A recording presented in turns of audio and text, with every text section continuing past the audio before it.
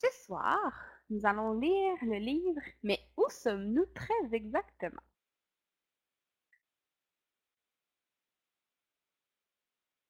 J'ai une petite sœur qui s'appelle Lola. Elle est minuscule et très drôle. Lola dit, regarde Charlie, j'ai mis une tente.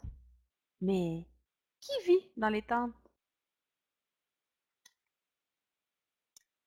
Je lui réponds, les explorateurs vivent dans des tentes lorsqu'ils partent en expédition. En expédition? Demande Lola. Où vont-ils expédier? Alors, je lui explique. Eh bien, ils vont partout dans le monde. Dans des déserts brûlants, dans les grands canyons rocheux et profonds, et ils sont les tout premiers à escalader des montagnes jusqu'au sommet.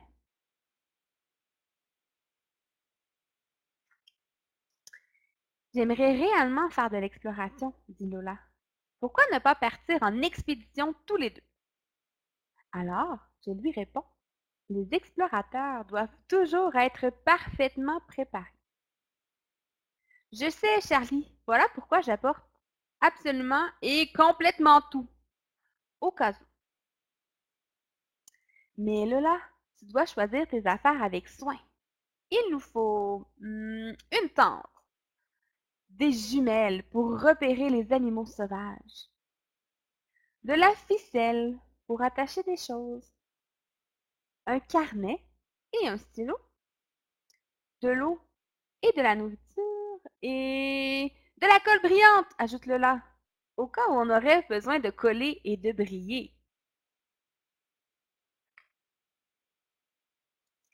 Au moment de partir, Lola demande, mais où va-t-on?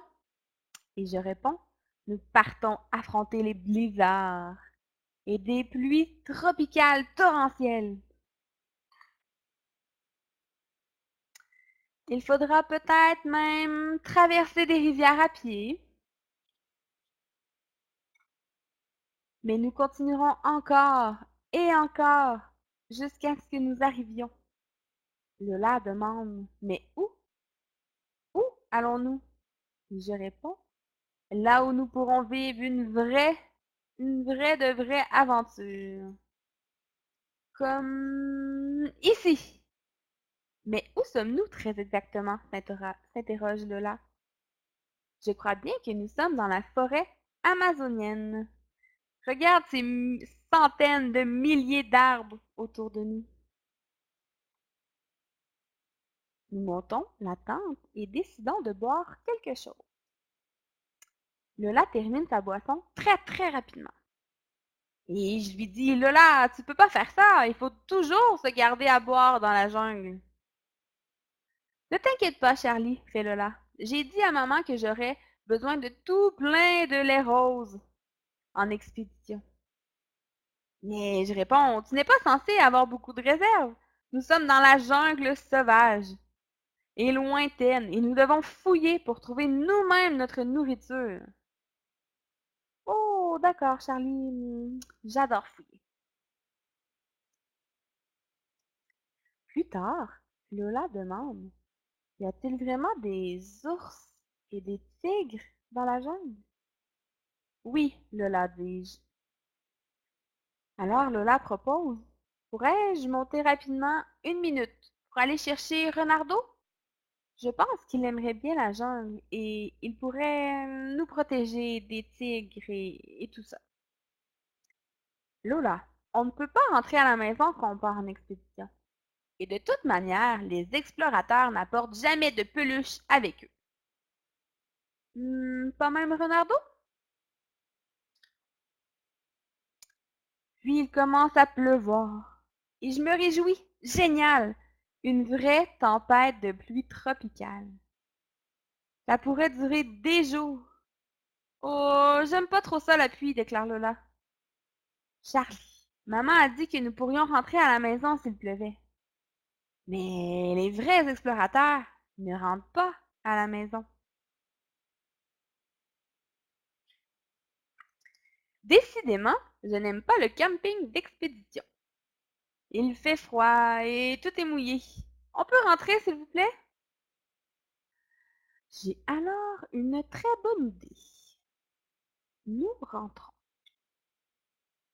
Et nous faisons du camping d'expédition intérieure. Parfait, s'exclame Lola. Nous sommes dans une véritable cabane dans les arbres. C'est extrêmement très emballant. Puis, je m'écrie, regarde, là, dans l'arbre. Des rainettes. Monte, suis-moi. Elles sont drôles et sautillantes, lance Lola. Puis, nous nous balançons d'arbre en arbre.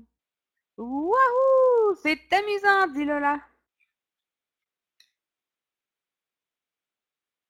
À la fin de notre expédition, Lola dit, nous sommes vraiment de très bons expéditeurs, n'est-ce pas, Charlie? Et je réponds, oui, oui, Lola, tout à fait. Plus tard, notre campement d'expédition intérieure, je demande, où vas-tu, Lola? Et Lola répond, je vais fouiller. Mais fouiller pour trouver quoi? Des gigantesques noix de coco? Non, dit Lola, du fromage, dans le frigo.